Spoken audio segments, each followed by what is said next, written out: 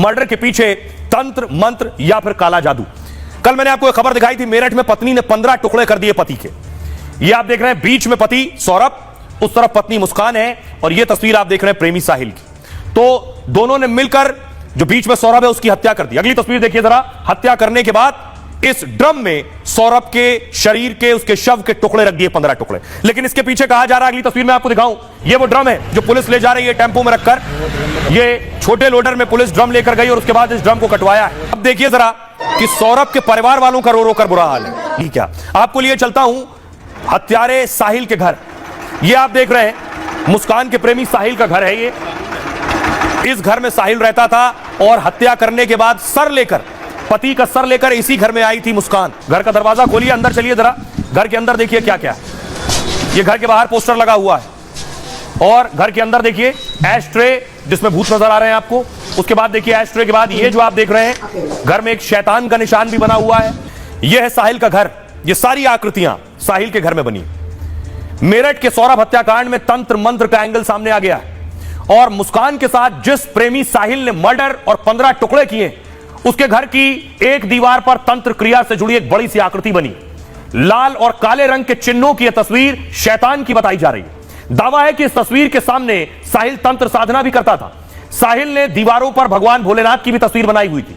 तांत्रिक और काला जादू करने वाले भी भगवान शिव को मानते हैं। तो क्या साहिल भी काला जादू या कोई सिद्धि हासिल कर रहा था? साहिल के कमरे में कई जगह अंग्रेजी शब्द भी लिखे हुए थे जो उसके सनकी और रहस्यमयी होने के भी संकेत दे रहे हैं। साहिल मुस्कान के अलावा किसी से ज्यादा मिलता नहीं था, लेकिन साहिल के कमरे में एक बिल्ली जरूर मिली है। जो तस्वीरों में मैंने आपको दिखाई, साहिल ने बिल्ली पाल रखी थी।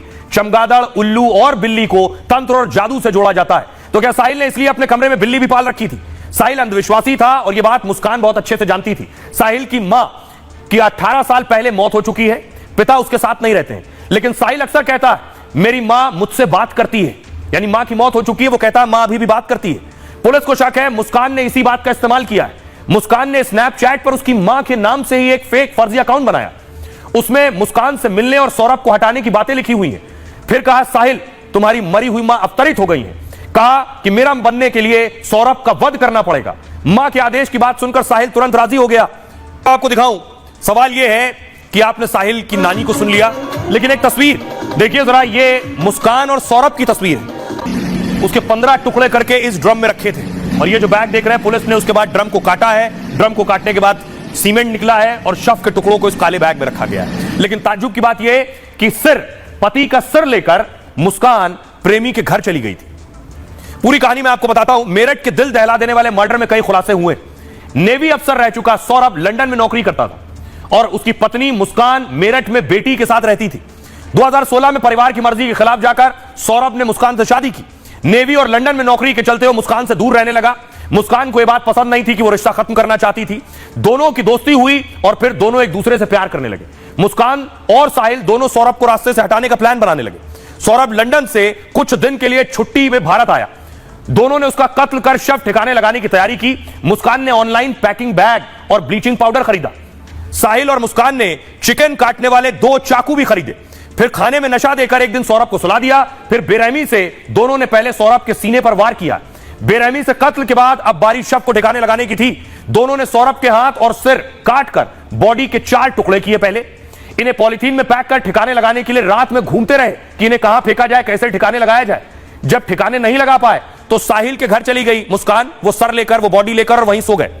मतलब पति के कटे सिर के साथ प्रेमी के घर मुस्कान चली गई। अगले दिन बॉडी लेकर मुस्कान वापस अपने घर पहुंची। फिर साहिल से कहा एक ड्रम लेकर आओ, सीमेंट और रेत खरीद कर लाने को कहा। फिर ड्रम में सीमेंट का घोल बनाकर डाला और उसमें टुकड़े भी डालते गए। सौरभ के शरीर के ऐसे 15 टुकड़े कर इस ड्रम में डाल दिए थे और फिर साहिल के साथ वो घूमने शिमला मनाली चली गई और वहां से जब घूम कर आई तो उसके बाद यहां खुलासा हुआ।